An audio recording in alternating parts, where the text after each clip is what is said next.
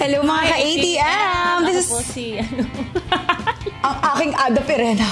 Juliza de Castro. At siya naman ang aking anak si Faith da Silva. At hindi tayo para sumagot ng kung sino. Kung sino?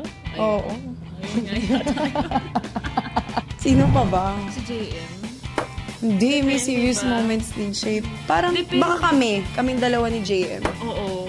Depende nga sa depende kung may sa difficulty level ng gagawin namin for the day. Correct. Lahat kami. Lahat. Pagod na pagod kami. Oo. Kanya-kanyang laps. Si Faith. Hoy, hindi ako. Ako ba? Hindi ako. Isa ka sa mga taong chika. Maraming chika. Kakachika mo nga lang sa akin kanina. Depende sa mood. Kung sino yung hindi ka katapos ng mag-rehearse. Rehearse yung nagchichika. Oo, tapos kung may pahinga, yun, may chika. Totoo. Vision Patrick. Ay, oo. Diba? Oo. Medyo bida-bida siya. Gusto niya lagi sa gitna siya. Moment siya lagi. Sobrang init. Pinapakita niya yung dimple niya kasi oat siya eh. Oat! Hello mga oat! Lahat kami. Lahat kami. Oo. Pati nga si Alden, sobrang competitive. Di naman siya kasali doon. Charis! Thea Ashley. Masaya, malungkot, galit, lahat. Kakay din. Actually, oo, kakay din. Yung sa akin, patago. Sa backstage.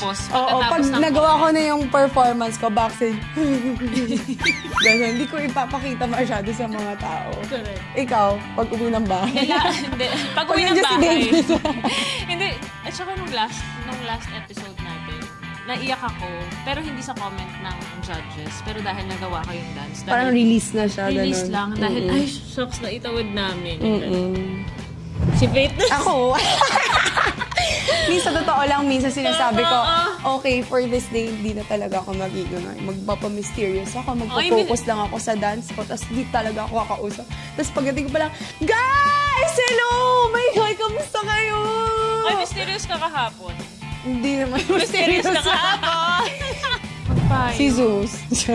Hindi naman. Kasi nakapartner. Oo, nakapartner ko siguro siya. So, parang nakakatulong naman yung mga payo niya. Walang nagpapayo sa akin. Kasi magaling ka na masyado. Pinapayuhan ko yung sarili. Self-help, gano'n. Si JM kanina, magkausap kami. Biglang gumaganon. Oo, parang natural na sa katawan niya na gumalaw kapag may kahit wala nga eh. Sinabihan nga daw siya ng pamilya niya. Uy, harot-harot. Di ba sila sanay, JM, sa pamilya po ni JM? Hello. Baka ako, kasi hindi ko makuha yung... Kasi kung makuha yung step, gagawa na lang akong sarili kong step. Wala naman akong backup dancer, di ba? Actually, kanina, meron pa sarili kong step. Ako lang yun, oo. Parang lahat naman kami. Ginigive talaga namin above and beyond sa lahat ng performance. Ay, sino ba yung mga digital dance Feeling ko si Joshua, kasi hindi niya pinapakita ng pag tayo-tayo lang, nilalabas niya lahat sa social media. Kasi nga daw ilang take daw kasi pwede doon. Digital dance star siya. Totoo. TikToker siya. Ako star lang. Ako floor lang.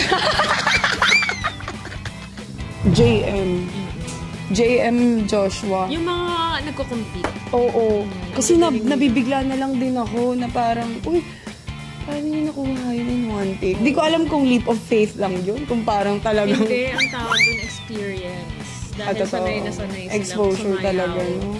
Yan mo tayo mga 3 times. Medyo nakakuha na natin. Pagkatapos nito.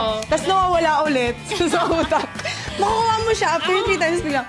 Ako hanggang 1, 2, 3, 4, 5, 6, 7, 8. Pagka nag-second 8 na. Ayun na, medyo. Nalilito na. Sandali na. Wait lang. Okay, ayan mga kapuso. Again, this is me, Faith da Silva. And this is me, Glyza de Castro.